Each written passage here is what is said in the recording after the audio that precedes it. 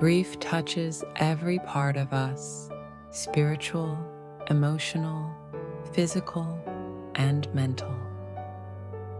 And yet, in many faith communities, we still struggle to talk openly about mental health. We confuse depression with a lack of faith. We treat anxiety like a failure to trust God. We silence our distress because we're afraid it makes us less spiritual. But here's the truth. Grief is not just a spiritual battle. It's a human experience. And honoring your mental health is not a betrayal of faith. It's an expression of it. The mental toll of grief. After a significant loss, the brain and body respond in powerful ways. You may experience brain fog and difficulty concentrating, exhaustion even after sleeping, anxiety or panic attacks, depressive episodes or emotional numbness, irritability, detachment, or withdrawal from others. These are not signs of weakness. They are the brain's way of surviving trauma and processing disruption. They don't mean you've failed spiritually.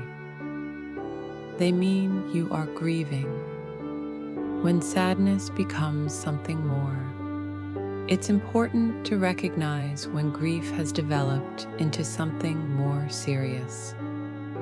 Professional support is essential if you experience persistent hopelessness or feelings of worthlessness, thoughts of self-harm or suicide, difficulty with basic needs like eating, bathing, or sleeping, panic attacks that interfere with daily life, constant detachment from faith, people, or reality.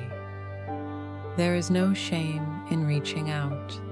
Seeking a counselor or psychiatrist doesn't negate your faith. It supports your healing. Faith and therapy can work together. Faith is not diminished by therapy. In fact, they can work beautifully together. Many Christian counselors are trained to integrate spiritual and psychological care. Through therapy, you can safely process theological questions, navigate seasons of spiritual numbness, rebuild daily rhythms of prayer, rest, and grounding. Work through trauma stored in your body and mind. A therapist may not replace your pastor, but they can become a vital part of your healing journey. Medication and mental health. For some, medication is part of the path forward. Antidepressants or anti-anxiety prescriptions are not a spiritual failure. They are stewardship. Honoring your mind and body as temples of the Holy Spirit. You can take your pills and still pray. You can go to counseling and still believe in God's power. You can be faithful and still struggle with depression. Jesus healed in many ways, sometimes instantly, sometimes through mud and spit, sometimes through time, touch, and community.